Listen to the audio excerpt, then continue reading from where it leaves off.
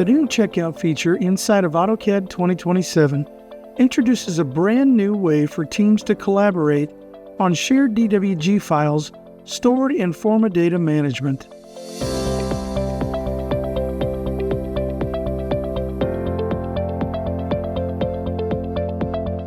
When a drawing is locked, additional users can check out specific geometry they need to modify, allowing multiple contributors to work in parallel.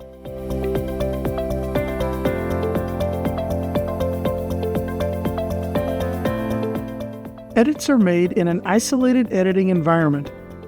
When finished with making edits, you can submit the edits as a trace for review.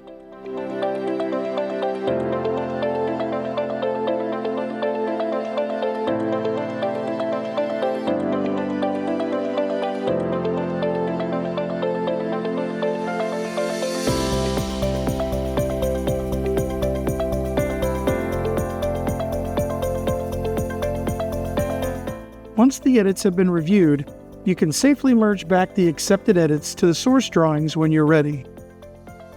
This approach reduces conflicts and accidental overwrites while keeping teams productive and in control of shared drawings.